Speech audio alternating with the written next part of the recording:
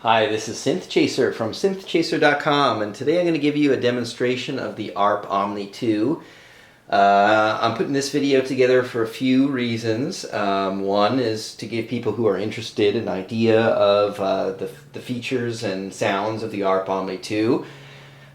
Second, for owners of ARP Omni 2s, you can see if yours is working correctly by comparing the sounds and features to mine. And then third, this particular ARP Omni 2 is for sale on my website, synthchaser.com, so this video will serve as a demonstration that it's working correctly. So I made a previous video demonstrating the ARP Omni 1, and of course the ARP Omni 2 is very similar to the ARP Omni 1, but there are some differences that I'll point out as we go along the way. But this video doesn't assume that you've watched that first one, so this is going to be an independent demonstration of the ARP Omni 2. So let's start with the string section. So the string section here, it's exactly the same as the ARP Omni 1. You've got a 4-foot polyphonic string section, which is called the violin, and it sounds like this. So high C and low C. You've got an 8-foot polyphonic string, which is the viola. So this is high C, and this is low C. And you can play as many keys as you can get your fingers on, or elbows or forearms on. Up to 49 keys can be played at the same time on these polyphonic sections. There's a cello, which is a 8-foot monophonic bass string sound. And the monophonic bass sounds work on the lower 20 keys of the keyboard. So from low C up to the second G. And once you get past that, you get nothing, unless you have other voices turned on. And they're monophonic and they have low note priority. So I'm holding G and I'll do the...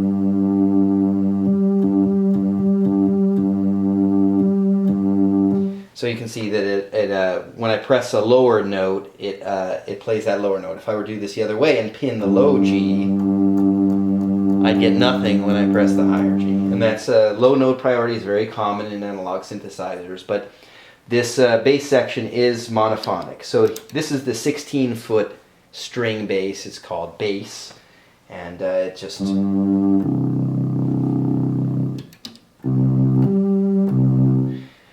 and you can layer, mix and match between these and the synthesizer voices, which we'll get to later, and you can get kind of a big sound, a big string sound.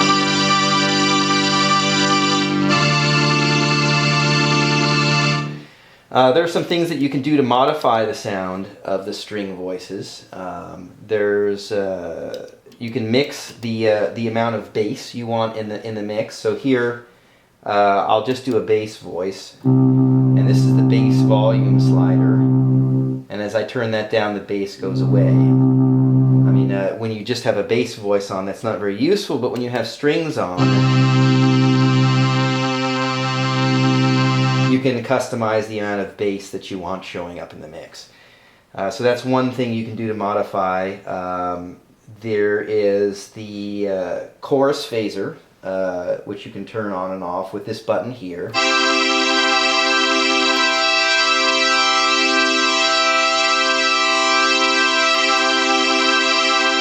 So you can hear the difference in sound there. And then there's a hollow waveform. On the ARP Omni 1, this is called waveform enhancement. And the notes that you hear from the string voices are basically sawtooth waves. That are the negative going portion of that is clipped. What hollow waveform does is it allows the negative portion of the wave to go a little bit and then clips it off. So it kind of is a hybrid of a square wave and a sawtooth wave.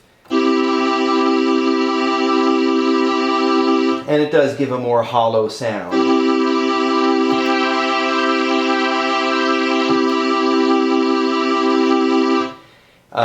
So that's another modification you can do. And then over here you have attack and release controls for your string voices. So right now I have it on fast attack and fast release. So I'll show you as I add attack.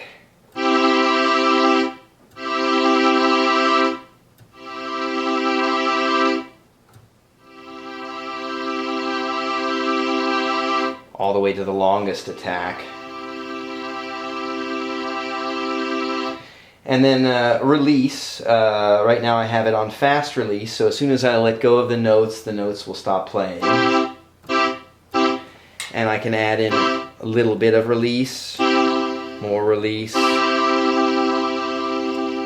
then a lot of release. And a common failure point on these is for the release not to be working correctly. But that's how long the long release should sound, and when you have it on fast, it should release immediately. So in a nutshell, that's the string section of the Omni 2. So the synthesizer section of the ARP Omni 2 has the same 4 voices selections that are available on the ARP Omni 1. There's a 4-foot polyphonic synthesizer voice, which is a very basic patch, sounds like this. There's an 8-foot polyphonic synthesizer voice, which sounds like this. And we'll be able to modify those sounds shortly. And then there's an 8-foot and 16-foot monophonic synthesizer bass. And these sound different than the ARP Omni 1. The ARP Omni 1, these went through the VCF. And they sounded kind of similar to the synthesizer, the polyphonic voices. These have their own dedicated attack release envelope, and it's located on a bass board, which is the board with the jacks in the back here, and that board's not found in the ARP Omni 1. And this is what your 8-foot monophonic bass sounds like. And your 16-foot. And because these have their own envelope associated with them, your ADSR controls have no effect on the bass voice, synthesizer bass voice. The only control you have on it is this staccato button, which isn't on the ARP Omni 1. So what this does is it just makes the note release quicker versus without. Nothing earth-shattering there. So the synthesizer section has its own voltage-controlled filter and voltage-controlled amplifier, both of which are controlled with the same envelope. So this ADSR section controls both the VCA and the VCF, with one exception, which I'll get to in a little bit, which is the release. Let's start with the envelope. So we can, right now I just have a basic, full sustain, but you can add attack. Decay, release. You actually need the release will be limited by the strings release. So I don't know if that was a design error or just some limitation that they couldn't work past, but this release is never going to be any longer than the release here. So if I turn this down, now even though I have a release set on the ADSR of here, it isn't going any further than the release I had set for the strings. So that's something to be aware of that trips a lot of people up. So there's 3 sliders here. There's it's pedals and accessories, LFO, and ADSR. And you can select the amount of these 3 items that will affect your voltage-controlled filter.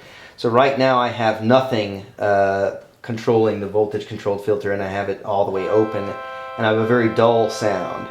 As I allow the ADSR to take more control of the filter, now it really is opening it up all the way. And I can mix and match. I can add some LFO to this. So now the LFO, which is controlled here by the LFO speed, which I have in the mid-range, is affecting the filter, and we're hearing that sound.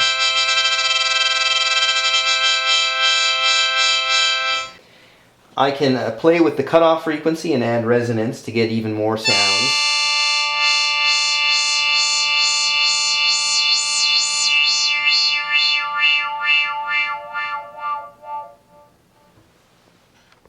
And I can mess with the envelope to get even more variety of sounds.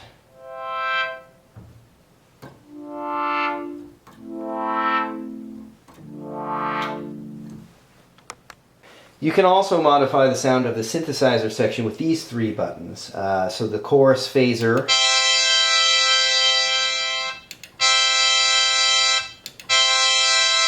it works on the synthesizer section as well. The hollow waveform, that applies to the synthesizer section as well. And then there's something called single trigger. This button isn't on the ARP Omni 1.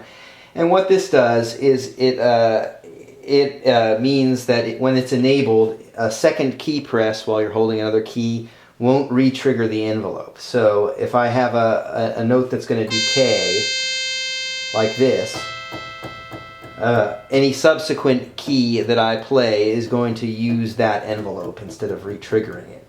Whereas with that off, every time I press a key, it's going to trigger the envelope again.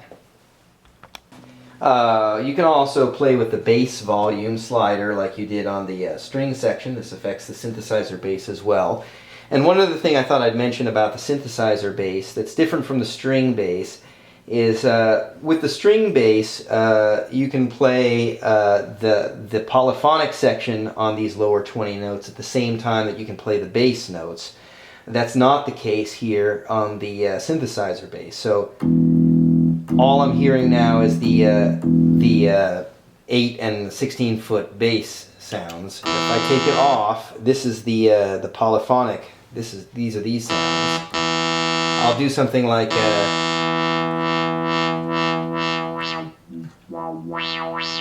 that to make it really obvious. Now if I put on one of the bass voices, that sound is gone. So these notes now will only work on the top 29 keys of the keyboard. And you can get a wide variety of sounds out of it, particularly if you've done the filter enhancement, which raises the cutoff frequency of the filter, like I've done with this one.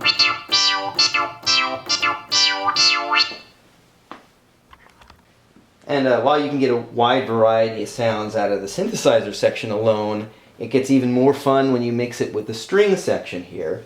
And there's a slider that you can control that mix amount. So it's a balance between synthesizer and string sections. So here's my synthesizer voice. And here's my string voice. And I can control the balance between them.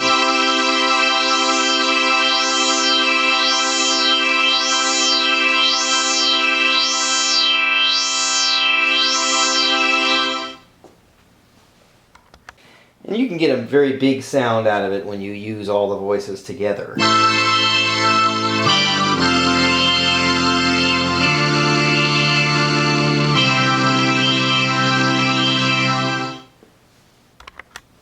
So hopefully that gave you an idea of what the ARP Omni 2 is capable of and how it works. It is a lot more than just a preset string synthesizer with the VCF and VCA controllable polyphonic synthesizer section. You can get a real wide variety of sounds out of it.